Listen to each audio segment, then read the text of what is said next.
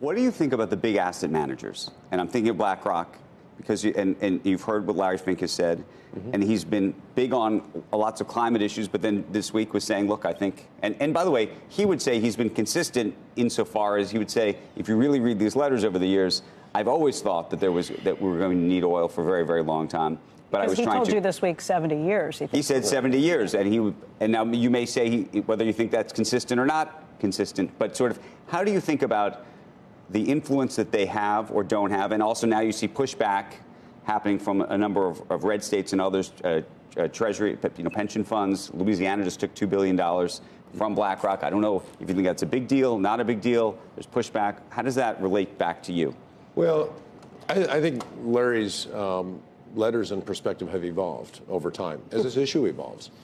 And the understanding of the issue, the understanding of the realities of the investment required and the pace of change, I think has evolved in many different quarters of the discussion on this. I think the reality that this is a transition, not a cliff, is something that certainly people are coming to recognize. And one of the things I emphasize in discussions with policymakers is there are three big things that matter when you talk about energy. Affordable energy is essential for economic prosperity. Reliable energy is essential for national security. And environmental protection is essential because the world wants to see a sustainable planet. We have to balance all three of these in our company.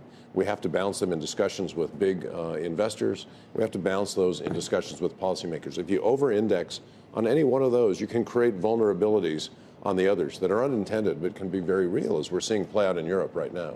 Mike, right now Chevron has indicated that it's going to be spending somewhere between $15 and $17 billion a year in CapEx. That's a big number, but it's down from what you were spending pre-pandemic when I think it was $19 to $22 billion. What sort of signals would you need to see from Washington and from other capitals of government to convince you to spend even more on CapEx to produce more?